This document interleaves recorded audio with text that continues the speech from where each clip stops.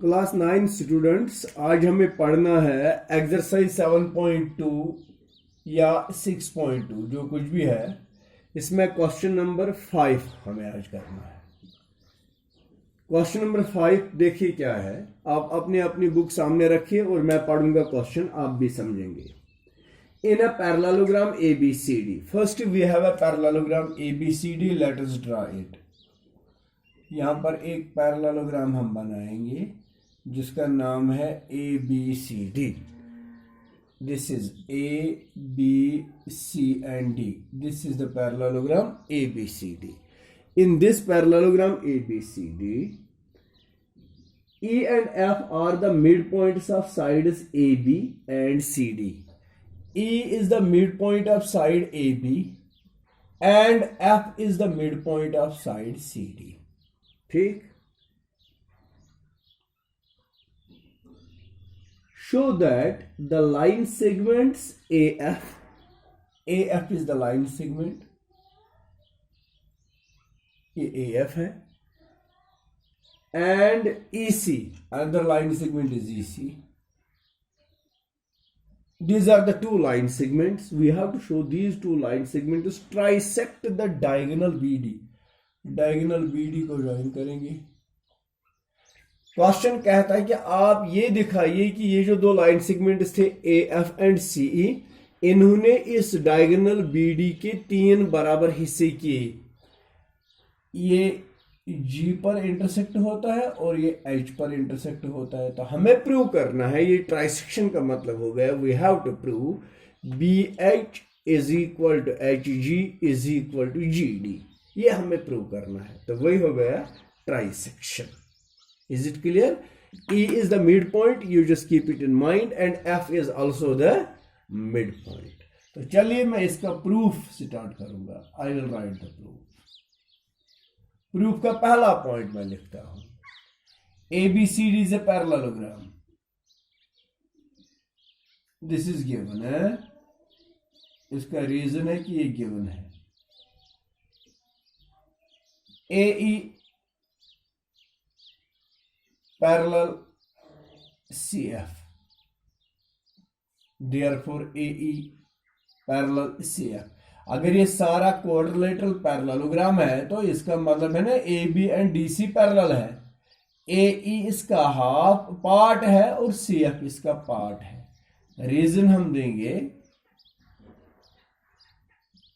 Parts of parallel sides. ये parallel sides के parts हैं तो इसलिए ये भी आपस में पैरेलल है। AE is equal to half of AB। Reason because E is the mid point, है कि नहीं। CF is equal to half of CD because F is the midpoint of CD। ठीक, but AB is equal to CD, मगर AB तो CD में बराबर। Reason opposite sides of parallelogram, ये parallelogram के अपोजिट साइड्स हैं। Therefore AE is equal to CF। Reason बनेगा halves of equal sides. जो दो साइड आपस में इक्वल थे ये उनके ही हाफ है। जब वो फुल साइड्स इक्वल थे तो हाफ भी उनके इक्वल ही हो गए। AE parallel CF and AE is equal to CF। I will name it number 1 and this is number 2. From 1 and 2 we get what we get? AE and CF are the opposite sides of quadrilateral AECF। किसी भी quadrilateral के opposite sides जब equal होंगे और parallel होंगे, therefore AECF is a parallelogram. तो AECF एक parallelogram हो गया। दैट इज, अगर ये पैरेललोग्राम है तो ए से एफ जब पैरेललोग्राम है तो इसका मतलब हो गया that is this A F is parallel to CE, A F parallel CE, this is another pair of opposite sides. तो आ गया ए ई पैरेलल सी एफ। इतना समझ आया आपको? अब मैं आगे अपना काम स्टार्ट करूंगा यहां से। Let me erase some portion.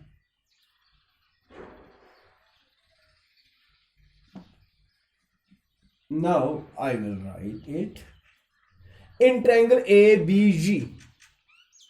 बेटा आपने ये प्रूव किया A E parallel C E, A F parallel C E, तो इसका मतलब हो गया ना ये ई एच ए जी के साथ भी पैरेलल है ना? तो वही मैं लिख रहा हूं इन ट्रायंगल ए बी जी। जरा देखो ट्रायंगल ए बी जी, ये ट्रायंगल है। अब आप कहेंगे कि ये ट्रायंगल क्यों मैं ले रहा हूं? क्योंकि ये इसलिए मैंने ये ट्रायंगल सिलेक्ट किया क्योंकि मुझे ई मिड पॉइंट है। जब कोई मिड पॉइंट होगा तो उसके लिए ट्रायंगल होना चाहिए। तो ये कौन से ट्रायंगल का मिड पॉइंट बन सकता है? कौन से ट्रायंगल के एक साइड का मिड पॉइंट बन सकता है? तो उस ट्रायंगल का नाम पड़ेगा A B G. A is the mid point of A B, A is the mid point of AB. E is the midpoint of AB. Therefore, and इतना ही नहीं, EH parallel AG, EH parallel AG. Therefore, by converse of midpoint theorem, midpoint theorem के converse के हिसाब से क्या बनेगा? BH is equal to HG, क्योंकि वहां पर हमने पढ़ा है line drawn from the mid point of one side parallel to another side bisects the third side. By converse of mid point theorem BH is equal to HG। Number 3, क्योंकि 1 और 2 एक जगह हमने यूज किया हुआ है। तो अब अगला हमारा मिड पॉइंट एफ है, तो इस मिड पॉइंट एफ को कौन से ट्रायंगल के लिए यूज करेंगे? वो बनेगा D C H. Now in triangle D C H, now in triangle D C H, F is the mid point of C D, F is the mid point of C D. And इतना ही नहीं, F G parallel C H, ये देखो ये F G C H के साथ parallel है क्योंकि अभी हमने प्रूव किया ये दोनों लाइन्स पैरेलल हैं। Therefore by converse of mid point theorem, बेटा वो जरा देखना वो मिड पॉइंट थ्योरम कन्वर्स क्या हमें यहां पर बताएगा। Mid point line is drawn parallel to another side bisects the third side. तो ट्रायंगल सी डी एच का थर्ड साइड बनता है ना डी एच। तो मिड पॉइंट थ्योरम कन्वर्स के हिसाब से हमें आएगा H G is equal to D G या G D. Number 4, from 3 and 4 we get what? We get from 3 and 4 we get, देखो बेटा, BH is equal to HG and same HG is equal to DG. BH is equal to HG is equal to DG. Hence, BD is trisected. तो इस तरह से BD के 3 बराबर हिस्से हो जाते हैं। This was question number 5। तो चलिए अब क्वेश्चन नंबर 6 देखते हैं।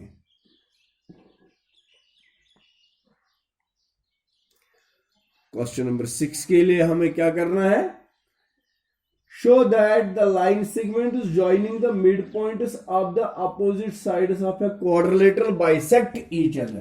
क्वेश्चन नंबर 6 बहुत ही इंपॉर्टेंट क्वेश्चन है। Show that the line segment joining the mid points of opposite sides of a quadrilateral. तो हमारे पास एक क्वाड्रिलेटरल है, simple quadrilateral ABCD। Quadrilateral ABCD के mid points P, Q, R and S, these are the midpoints. What we have to show here from these midpoints? They bisect each other. अगर हम इनको join करेंगे तो हमें prove करके देना है SO is equal to QO, PO is equal to RO। Bisection तो मैं एक कंस्ट्रक्शन करूंगा, join PQ, QR, RS and PS। बस इतना मैंने ज्वाइन किया तो मुझे PQRS एक क्वाड्रिलेटरल बन गया। इस क्वाड्रिलेटरल PQRS को अगर मैंने प्रूव कर दे कि ये पैरेललोग्राम है तो ये बन गए ना डायगोनल्स ऑफ पैरेललोग्राम, ये PR एंड SQ। तो इसका मतलब है diagonals of parallelogram obviously bisect each other. तो मैं इसका गिवन लिखूंगा ABCD is a quadrilateral in which P, Q, R and S are the midpoints of AB, BC, CD and DA respectively। PR and SQ are joined। ये given है, हमें इसमें prove करना क्या है? We have to prove PR and SQ bisect each other. ये bisect करने चाहिए। तो मैंने एक कंस्ट्रक्शन किया है, इसमें कंस्ट्रक्शन में मैंने क्या किया? Join PQ, QR, RS and SP। ये है कंस्ट्रक्शन। अब आगे इसका प्रूफ लिखेंगे। तो प्रूफ में very easily also join AC को भी मैं ज्वाइन करूंगा। ये लो बेटा AC की ज्वाइनिंग। तो मैं लिखूंगा प्रूफ में in triangle ABC triangle P and Q are the mid points. तो ये ट्रायंगल के दो साइड्स के मिड पॉइंट्स हैं। ट्रायंगल के दो साइड्स के मिड पॉइंट्स जब ज्वाइन करते हैं वो parallel to the third side and half of it होते हैं। Therefore, by midpoint theorem,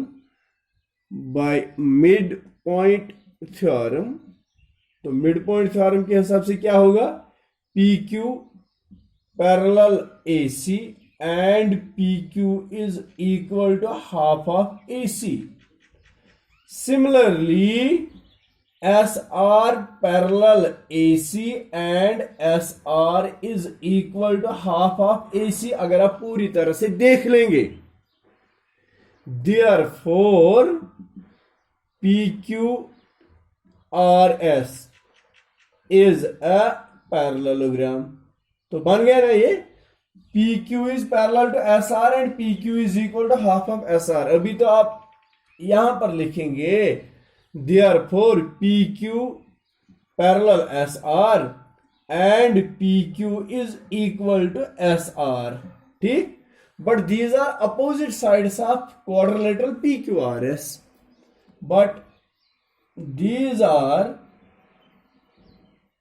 opposite sides of quadrilateral PQRS। तो किसी भी क्वाड्रिलेटरल के अपोजिट साइड्स, एक पेयर अपोजिट साइड्स का जब पैरेलल होता है और इक्वल भी होता है तो वो क्वाड्रिलेटरल क्या हो गया? Parallelogram. Therefore quadrilateral PQRS is a parallelogram. PQRS is a parallelogram. अगर ये parallelogram है, PR and SQR, it is diagonals. But PR and SQ are its diagonals. तो ये इसकी diagonals हैं. Hence PR and SQ bisect each other, क्योंकि diagonals of parallelogram bisect each other. This is the proof of question number 6. Now there is last question, question number 7, which I will show you in the same video. Question number 7.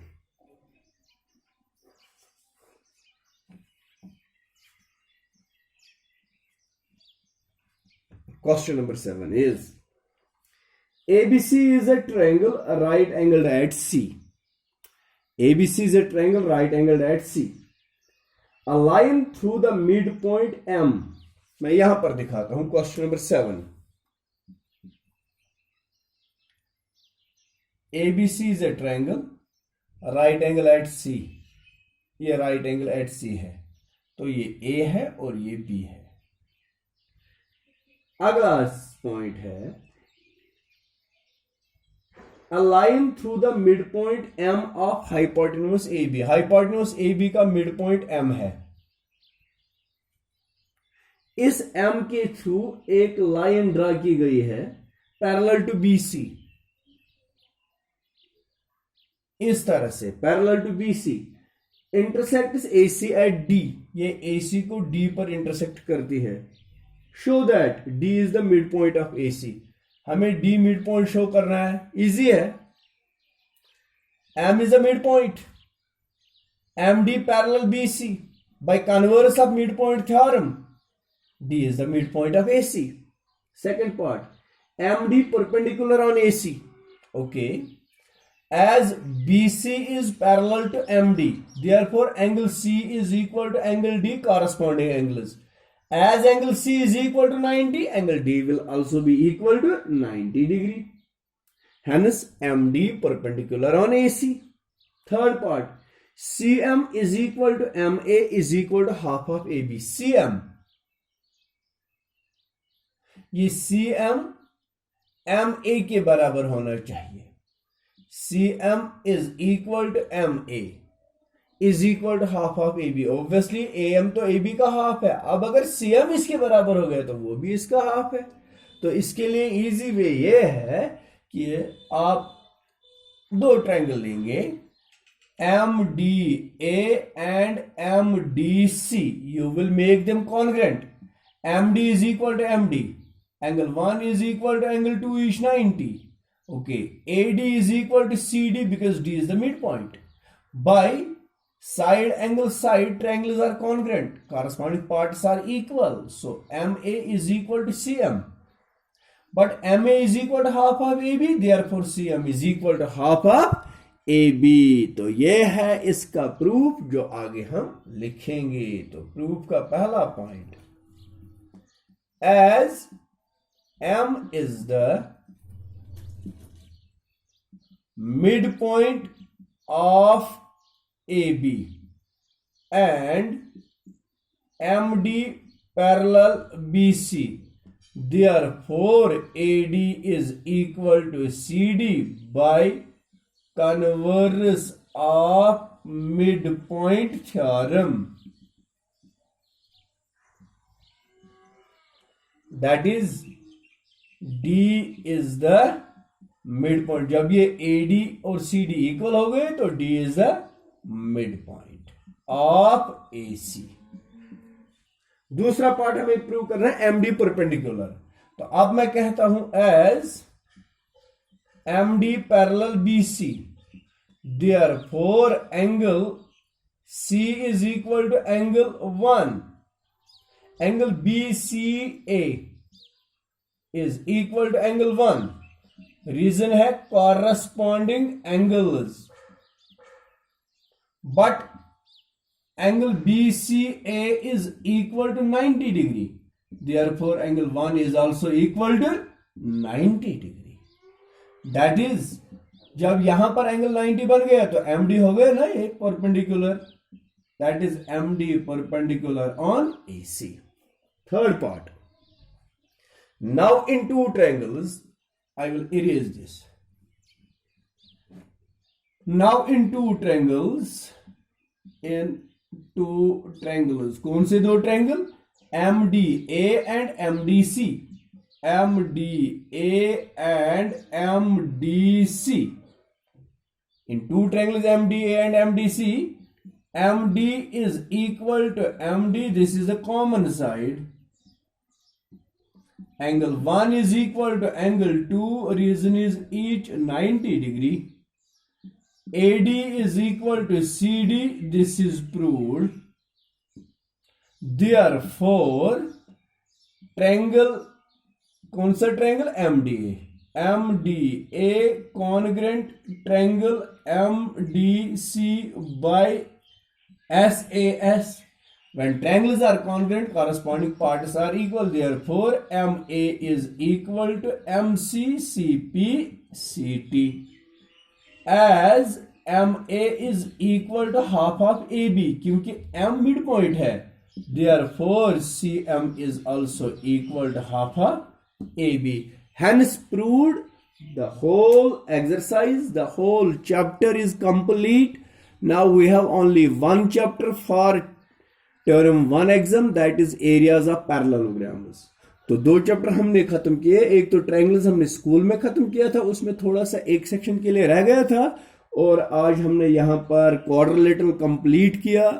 आप इसी तरह जैसे पहली exercise की notebook आपने बनाई थी, तो इसी तरह आप दूसरी एक्सरसाइज की भी नोटबुक तैयार करके रखेंगे in the coming week, and I will इंशाल्लाह चेक द सेम.